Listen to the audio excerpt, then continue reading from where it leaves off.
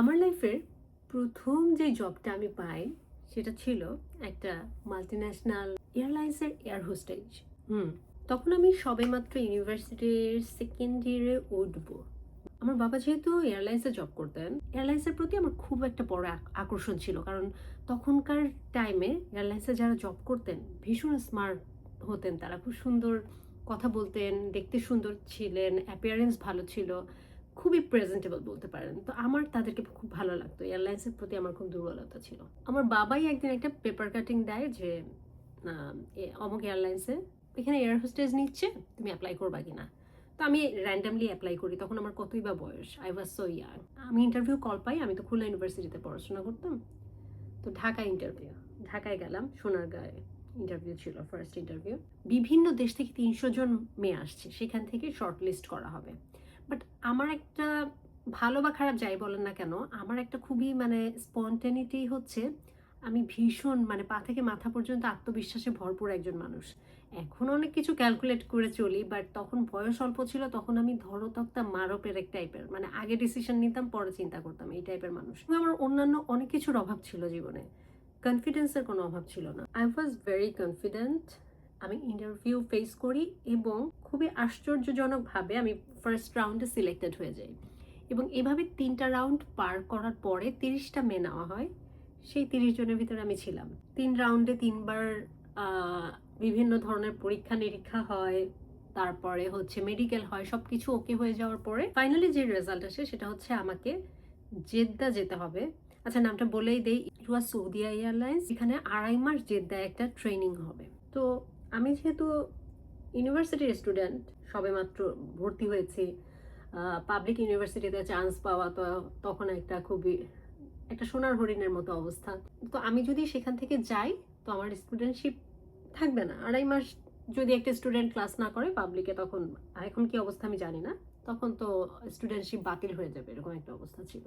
তো আমাদের মধ্যবিত্ত পরিবারে যেটা হয় যে জীবনে যাই করেন না কেন আপনার সার্টিফিকেট থাকতে হবে, লেখাপড়ার সার্টিফিকেট। পড়াশোনা খারাপ বা সার্টিফিকেট থাকা খারাপ তা না, কিন্তু মধ্যবিত্ত পরিবারের ছেলে মেয়েদের একটা বক্সের ভিতরে জীবন কাটাতে হয় একটা নির্দিষ্ট সময় পর্যন্ত, যতক্ষণ পর্যন্ত তারা নিজেদের ডিসিশন নিজেরা নিতে পারে না, ততদিন পর্যন্ত একটা কমপ্লিট বক্সের ভিতর তাদের জীবন কাটাতে হয়। এরপর এটা, এবং সেটা বাবা মাই ঠিক করেন। এবং খুব স্বাভাবিক যে আসলে আমরা অর্থনৈতিক অনেক ফাইন্যান্সিয়াল ক্রাইসিস দেখে বড় হই, দেখে আমাদের জীবনের একটা সার্টেনিটি দরকার, এবং পড়াশোনাকেই আমরা আমাদের সার্টেনিটি মনে করি। বিত্ত নিম্ন মধ্যবিত্তর কথা আমি বিশেষভাবে বলতে চাই, কারণ উচ্চবিত্তদের তো এই প্রবলেম নাই, তাদের ছেলেমেয়েরা অনেক কিছু টেস্ট অ্যান্ড ট্রাই করার সুযোগ থাকে। এটা না হলে আর একটা এরকম ব্যাপার, বাবার টাকা থাকে, সো কোনো কিছুতে ফেল করলে তাদের অপশন থাকে অ্যাটলিস্ট, যে তারা জীবনে অন্য কিছু করতে পারবে, ব্যবসা দেখতে পারবে, এটা ওটা করতে পারবে। সার্টিফিকেট, চাকরি বাকরি বা ভালো রেজাল্ট তাদের কাছে ম্যাটার করে না ওইভাবে, যতটা না কিনা মধ্যবিত্ত পরিবারের ছেলে মেয়েদের জন্য ম্যাটার করে। সো অবশ্যই আমি সেই বক্স ভেঙে বেরোতে পারিনি, এবং সেই চাকরি আমার করা হয়নি। ভালো না খারাপ আমি সেটা বলছি না, but it was a different, line, different lifestyle. এরপর তো লেখাপড়া করছিলাম, লেখাপড়ার পাশাপাশি আমি বিভিন্ন বড় ব্র্যান্ডের সাথে আস্তে কোলাবোরেট শুরু করি, উপস্থাপনা শুরু করি। আমি যেহেতু ডিবেট করতাম, লোকাল অনেক প্রোগ্রামের জন্য আমার উপস্থাপনার জন্য বলতো, বাট আমি লোকাল কোনো প্রোগ্রাম করিনি। আমার শুরু হয় হচ্ছে একদম প্রথম হাতে খড়ি হয় হচ্ছে দি জুসের একটা প্রোগ্রাম ছিল, 10 days ক্যাম্পাস স্টার। ওই প্রোগ্রাম থেকে আমি আমার এমসিং ক্যারিয়ার স্টার্ট করি। সেখান থেকে নেসলের সাথে ট্যাগ হয়ে যায়, নেসলের অনেকগুলো প্রোগ্রাম করি লোকালি। তারপরে আমি আস্তে আস্তে ব্র্যান্ড আমাকে অ্যাপ্রোচ করতে থাকে তাদের প্রোগ্রামের জন্য, উপস্থাপনার জন্য। এভাবে আস্তে আস্তে উপস্থাপনার সাথে আমার সংযোগ। তারপর ইভেন্ট ম্যানেজমেন্টে জব করি 1 ইয়ার, তারপরে চলে যাই মাল্টিন্যাশনাল টেস্টিং কোম্পানিতে, সেখানে জব করি। আর জবের পাশাপাশি আমি বিভিন্ন টেলিভিশন চ্যানেলে যুক্ত হয়ে যাই, ওটা আমার খুব প্যাশনের একটা জায়গা, পছন্দের জায়গা। উপস্থাপনা করেছি সোশ্যাল মিডিয়াতে, তখন আমি একেবারেই অ্যাক্টিভ ছিলাম না। আমি অনেক বেশি অ্যাক্টিভ হই হচ্ছে কোভিডের পরে, আফটার কোভিড, কোভিডের টাইম থেকে বলতে পারেন, 21 থেকে আমি ভালো মতো ফেসবুকে আর কি অ্যাক্টিভ হই। আমার কোনো প্রোগ্রামের কোনো ছবি পাবলিশ করতাম না, কিছু না, পুরোপুরি ওয়ার্ড অফ মাউথে হচ্ছে আমি এই কাজ পেয়েছি। আপনারা যদি আমার পুরনো উপস্থাপনার কাজগুলো দেখেন, ইউটিউবে আছে, ফেসবুকে আছে। আমি চ্যানেল 24-এ দীর্ঘদিন কাজ করেছি, এসএ টিভিতে কাজ করেছি, আমি মাছরাঙায় কাজ করেছি। আমার এই টিভি শোজগুলা বাদেও আমি যে কর্পোরেট ইভেন্টসগুলো আমি শো হোস্ট করেছি, শতখানেকের উপরে তো হবেই। তো আমার সব কাজগুলো হচ্ছে সব ব্র্যান্ডেড কাজ। এই প্রোগ্রাম, সেই প্রোগ্রাম আমি এগুলো করা লাগে নাই। কারণ একে তো আমি ফুল টাইম জব করতাম। ৯টা-৫টা চাকরি ঢাকায় করা কতটা কঠিন যারা করেন তারাই জানেন। তারপরে আমি উইকেন্ডে হচ্ছে ইভেন্টসগুলো নিতাম। ফ্রাইডে, স্যাটারডে অথবা আফটার ওয়ার্ক। আমি প্রচুর কাজ করেছি, আমি প্রচুর।